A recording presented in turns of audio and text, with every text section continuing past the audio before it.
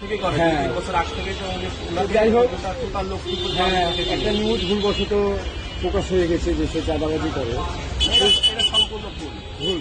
এটার কোনো প্রমাণ আপনি দিতে পারবেন না। আমি যতটুকু জানি বা লক্ষ্মীপুরের মানুষ যতটুকু জানে, এটা সম্পূর্ণই ভুল।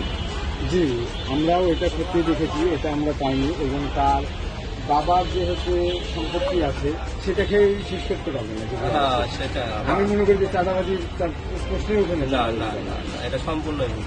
তো সেই বিষয়ে আমরা বাজির ভাই যে ভালো লোক তার প্রমাণে যে খাতা দেখে বুঝতে পারবেন, তার যে পার্সোনাল খাতা, সে 40 থেকে 50,000 টাকা আমার কাছে বাকি খায়, সে প্রত্যেক মাসে 3 থেকে আমাকে পে করে।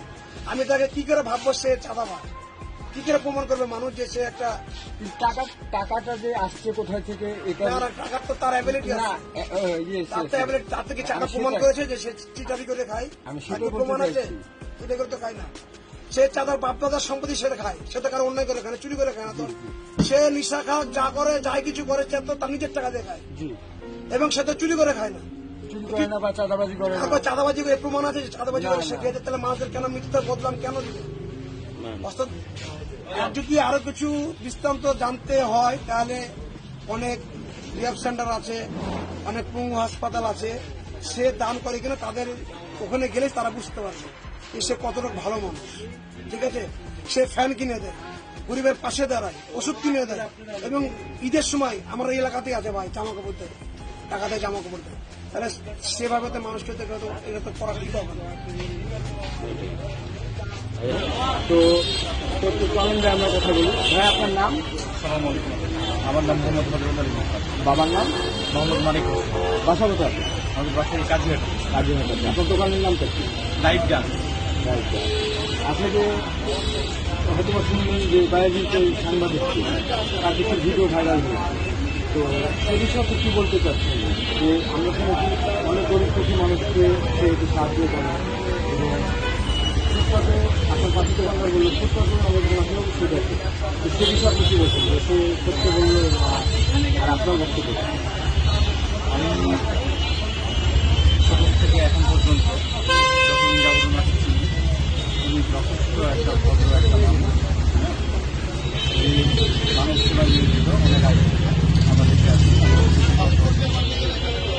উনি এর আগেও এরকম অনেক অসহায় মানুষ আছে গ্রাম থেকে আসা, যাদের ভালো ডাক্তার দেখানোর মতন টাকা পয়সা নয়, ভালো চিকিৎসা করার মতন টাকা পয়সা নয়, তাদেরকে উনি ওনার যথাসাধ্য উনি তাদেরকে চেষ্টা করেন তাদের পাশে থাকা, যতটুকু পারে তাদেরকে ওষুধপত্র কিনে দিয়ে তাদেরকে হেল্প করেন।